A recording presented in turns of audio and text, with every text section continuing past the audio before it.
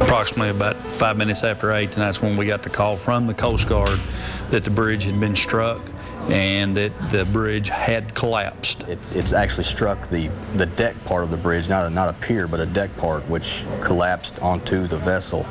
I opened up the email and they had sent pictures of the crash. And when I saw the pictures, it was total shock. And now to that bridge collapse that happened overnight. Again, the Eggners Ferry Bridge collapsed when it was hit by a cargo ship last night, and apparently some people put in a precarious situation because of that. Obviously with the bridge was out. It's still out, and it's going to cause a long detour for a lot of folks over the next few days, because this will take a while. Robert Bradfield joins us now live from the scene. And Robert, what can you tell us? Well, Mike and Johnette, at this hour, basically the Kentucky State Police, the Department of Transportation, and other folks here are waiting for daylight so they can really go in here and inspect the bridge, rather. You can see the Delta Mariner over my shoulder. I'm going to take a step out of the way here. We are told that the Delta Mariner is about 3.5 stories tall, so you're talking about 35 feet here. It was very much like a movie set in that you had this large ocean-going vessel sitting here between the two bridge piers, and the bridge span was gone. The most immediate and pressing need was to set up detours, as this is a major route that goes into Murray, where we have Murray State University. We have a lot of people that work on both sides of the river. We'll carry almost 3,000 cars a day. So there are detours that you can go ahead and take, but right now crews waiting for daylight to go ahead and do an in-depth inspection on that bridge. The first thing we needed to know was, obviously this was one span out of multiple spans. We needed to know, was the rest of the bridge stable? That was the first thing. And that we had a team down the very next day, the very next morning, in fact. We already assembled an inspection team to look over the rest of the bridge. That was the first thing. In fact, right now, engineers are on the scene at the US 6880 bridge, surveying that gaping hole that's been left behind from last night's collapse. The Delta Mariner knocked out an entire span of the bridge over Kentucky Lake last night. No one was hurt, but there were several close calls as the bridge collapsed, creating a dark space where the span of bridge had been. The second thing that occurred to us is possibly the piers may have been damaged during this collapse.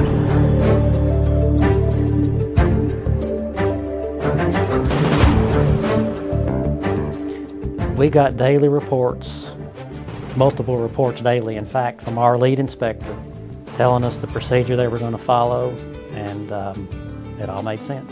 Really, that assessment was going to help drive the options going forward. They issued us a report, and their conclusion was, minimal damage. What that allowed us to do is, that was a great sigh of relief, because it said now we can get to work. Very quickly, we narrowed down and focused in on 3 main options.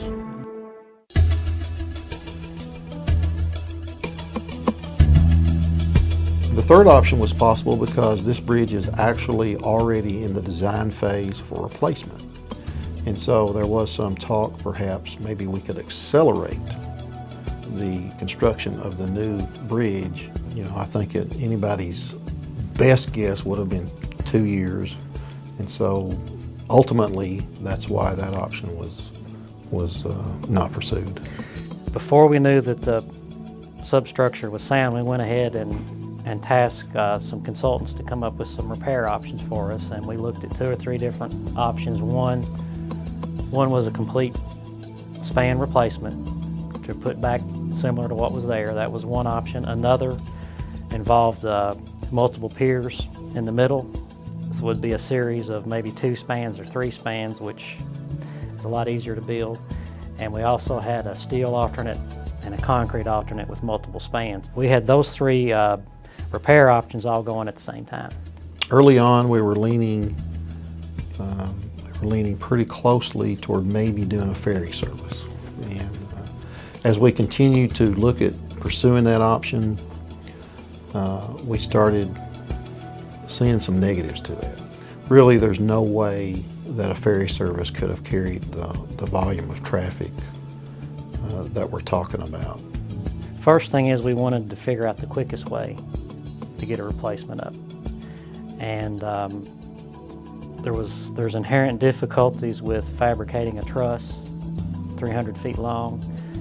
So we needed to look at options that we could get contractors in and have them mobilize quickly and construct a bridge quickly. And why it was important for us to pursue 3 options is we were not sure which was the best fix at the time.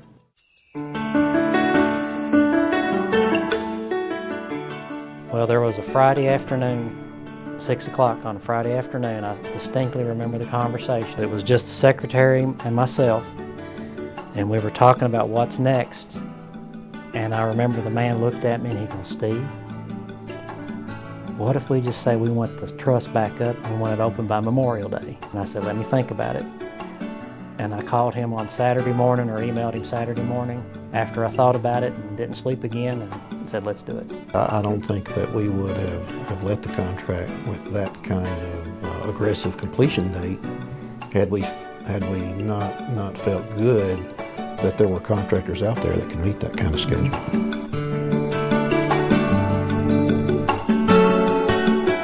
The Kentucky Transportation Cabinet today is awarding an emergency contract for $7 million to Hall Contracting of Kentucky, Inc. to rebuild the torn away section of the bridge as it was and restore it to functioning condition.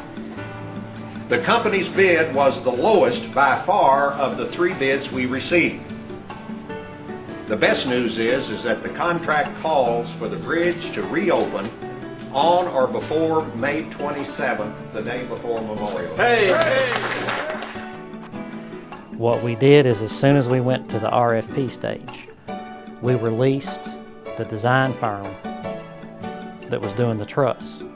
And what Hall did is they just turned around and hired that design consultant. Another thing he did is, normally when you think of a truss, it's welded plate girders. What Hall Contracting decided to do was to use rolled steel beam sections, which are readily available. There's no welding of the plates together. They did a whole lot of drilling at their location in Louisville, and then they went down, and instead of erecting the truss at the bridge location, they chose a location upstream at the Eddyville Riverport, I believe. What that allowed them to do is they could fit the entire truss together in an environment they could control. They did all their fabrication and all their erection off-site, and then loaded it on barges and shipped it down to the bridge site, and were able to just lift the truss in place. We got a new bridge span built in about 121 days from the time the bridge was damaged until it was opened, and the price tag was $7 million.